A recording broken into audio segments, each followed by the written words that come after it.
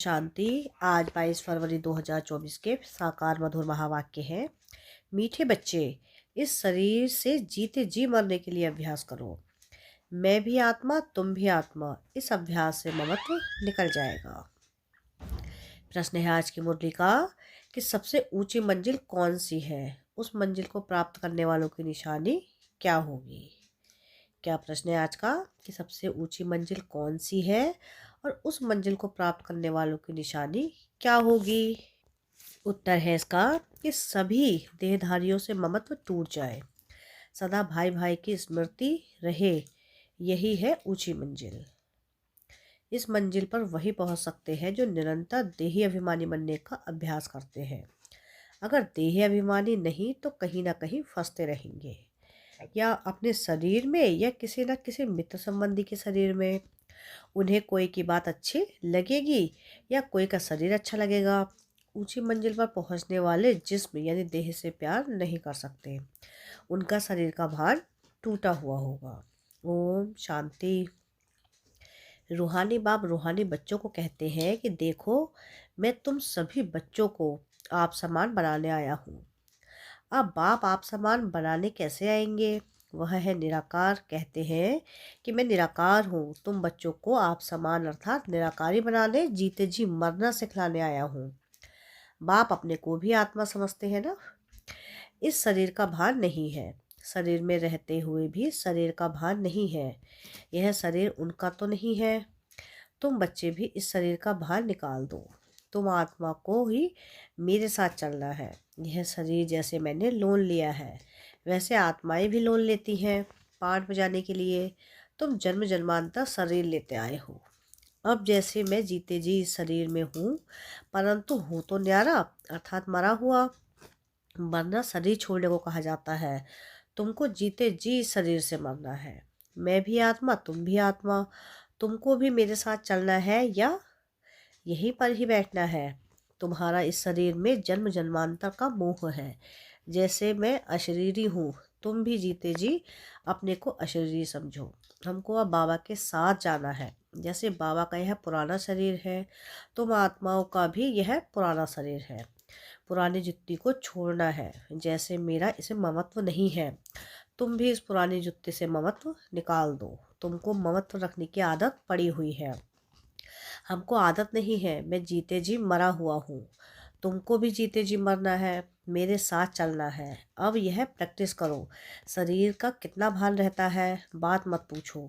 शरीर रोगी हो जाता है तो भी आत्मा उसको छोड़ती नहीं है। इससे ममत्व निकालना पड़े। हमको तो बाबा के साथ जाना जरूर है। अपने को शरीर से न्यारा समझना है। इसको ही जीते जी मरना कहा जाता है।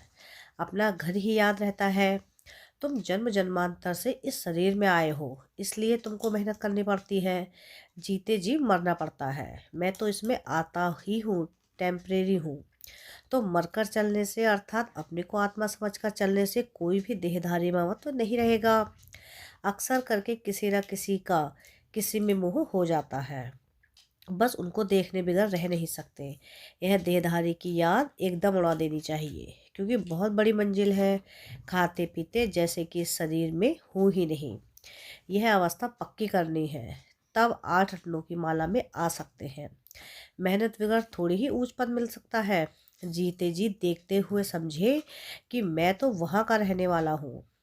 जैसे बाबा इसमें टेम्परेरी बैठा है, ऐसे अब हमको भी घर जाना है। जैसे बाबा का ममत्व नहीं है, वैसे हमको भी इस ममत्व नहीं रखना है। बाप को तो इस शरीर में बैठना पड़ता है तुम बच्चों को समझाने के लिए। तुमको अब वापस चलना है, इसलिए कोई देहधारी ममत्व ना रहे। यह फलानी बहुत अच्छी है, मीठी है, आत्मा की बुद्धि जाती है ना। बाप कहते हैं शरीर को नहीं, आत्मा को देखना है। शरीर को देखने से तुम फंस मरेंगे। बड़ी मंजिल है। तुम्हारा भी जन्म जन्मांतर का पुराना ममत्व है, बाबा का ममत्व नहीं है।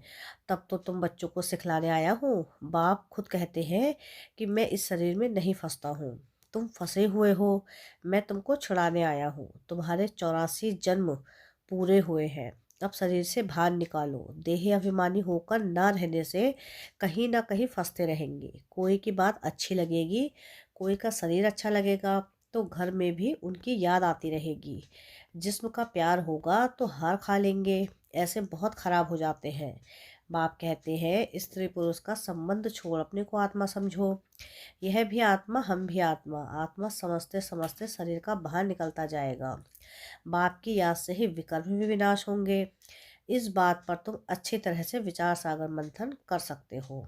विचार सागर मंथन करने बगैर तुम उछल नहीं सकेंगे। यह पक्का होना चाहिए कि हमको बाप के पास जाना है। जरूर। मूल बात है याद की। 84 का चक्र पूरा हुआ, फिर शुरू होना है। इस पुरानी देह से ममत्व नहीं हटाया तो फंस पड़ेंगे, या अपने शरीर में या कोई मित्र संबंधी के शरीर में। तुमको तो किससे भी दिल नहीं लगानी है। अपने को आत्मा समझ बाप को याद करना है। हम आत्मा भी निराकार, बाप भी निराकार। आधा कल्प तुम भक्ति मार्ग में बाप को याद करते आए हो ना। हे प्रभु कहने से शिवलिंग ही सामने आएगा। कोई देहधारी को हे प्रभु कह ना सके। सभी शिव के मंदिर में जाते हैं, उनको ही परमात्मा समझ पूछते हैं। ऊंचे से ऊंचा भगवान एक ही है। ऊंचे से ऊंचा अर्थात परमधाम में रहने वाला। भक्ति भी पहले व्यभिचारी होती है, एक की फिर व्यभिचारी बन जाती है। तो बाप बार बार बच्चों को समझाते हैं कि तुमको ऊंच पद पाना है तो यह प्रैक्टिस करो। देह का भान छोड़ो। सन्यासी भी विकारों को छोड़ते हैं ना।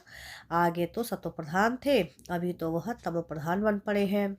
सतोप्रधान आत्मा कशिश करती है, अपवित्र आत्माओं को खींचती है। क्योंकि आत्मा पवित्र है, भल पुनर्जन्म में आते हैं तो भी पवित्र होने के कारण खींचते हैं। कितने उन्हों के फॉलोअर्स बनते हैं, कितनी पवित्रता की जास्ती ताकत है, उतने ज़्यादा फॉलोअर्स। यह बाप तो है ही एवर प्योर, और है भी अजब गुप्त। डबल है ना। ताकत सारी उनकी है, इनकी यानी ब्रह्मा की नहीं। शुरू में भी तुमको उसने कशिश की, इस ब्रह्मा ने नहीं, क्योंकि वह तो एवर प्योर है। तुम कोई इनके पिछाड़ी नहीं भागे। यह कहते हैं मैं तो सबसे जास्ती पूरे 84 जन्म प्रवृत्ति मार्ग में रहा, यह तो तुमको खींच ना सके। बाप कहते हैं मैंने तुमको खींचा। भले सन्यासी पवित्र रहते हैं, परंतु मेरे जैसा पवित्र तो कोई भी होगा नहीं। वह तो सब भक्ति मार्ग के शास्त्र आदि सुनाते हैं। मैं आकर तुमको सब वेदों शास्त्रों का सार सुनाता हूँ। चित्र में भी दिखाया है। विष्णु की नाभि से ब्रह्मा निकला। फिर ब्रह्मा के हाथ में शास्त्र दिखाए हैं। अब विष्णु तो ब्रह्मा द्वारा शास्त्रों का सार सुनाते नहीं हैं, तो वो तो विष्णु को ही भगवान समझ लेते हैं।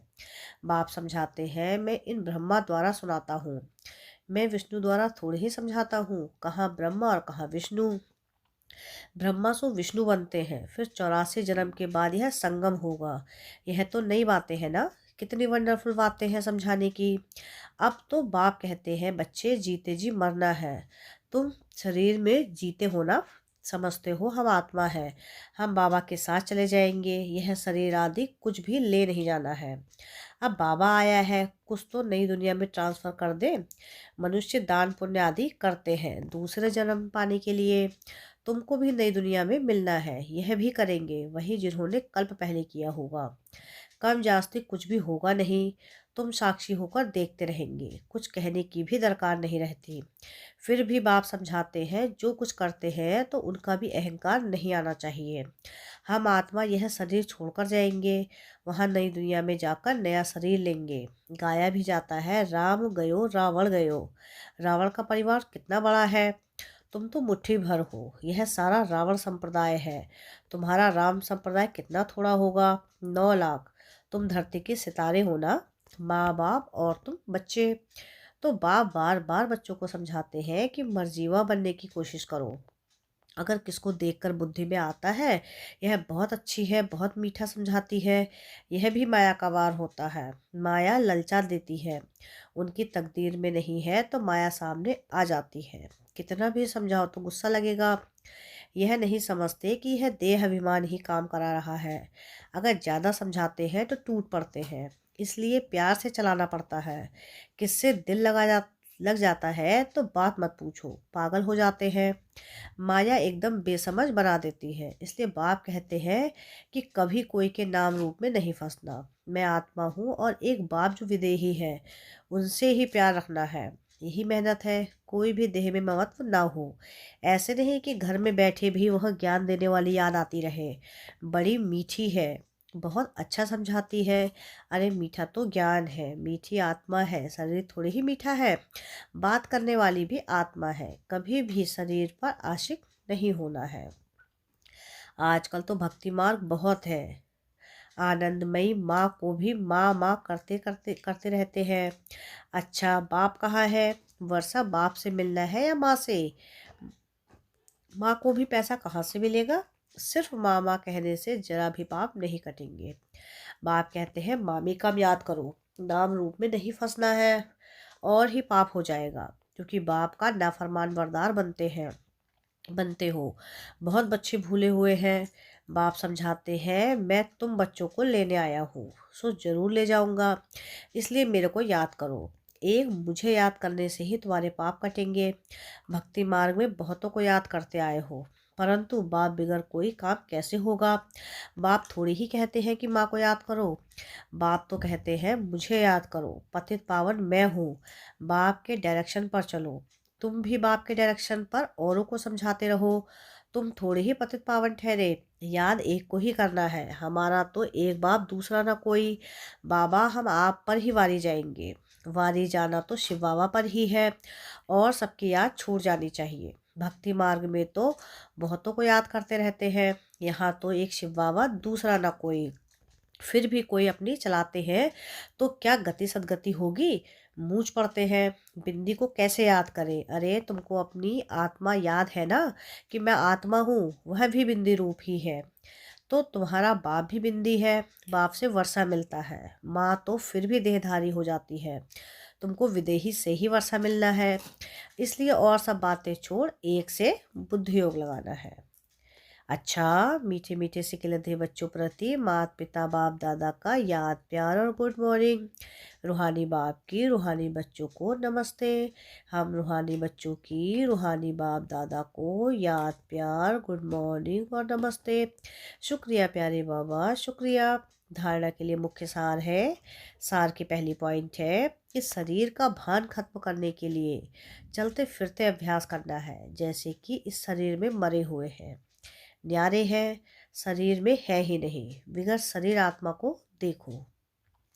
सेकंड पॉइंट है कि कभी भी किसी के शरीर पर तुम्हें आशिक नहीं होना है। एक विदेही बाप से ही प्यार रखना है, एक से ही बुद्धि योग लगाना है। वरदान है आज की मुरली का कि सेवा और स्वपुरुषार्थ के बैलेंस द्वारा ब्लेसिंग प्राप्त करने वाले कर्मयोगी भव। कर्मयोगी अर्थात कर्म के समय भी योग का बैलेंस हो। सेवा अर्थात कर्म और स्वपुरुषार्थ अर्थात योग युक्त, इन दोनों का बैलेंस रखने के लिए एक ही शब्द याद रखो कि बाप करावनहार है और मैं आत्मा करणहार हूँ। यह एक शब्द बैलेंस बहुत सहज बनाएगा और सर्व की ब्लेसिंग मिलेगी। जब करणहार के बजाय अपने को करावनहार समझ लेते हो तो बैलेंस नहीं रहता और माया अपना चांस ले लेती है। स्लोगन है आज की मुरली का कि नज़र से निहाल करने की सेवा करनी है तो बाप दादा को अपनी नज़रों में संभालो। क्या स्लोगन है आज का? कि नज़र से निहाल करने की सेवा करनी है तो बाप दादा को अपनी नज़रों में संभालो। अच्छा, ओम शांति।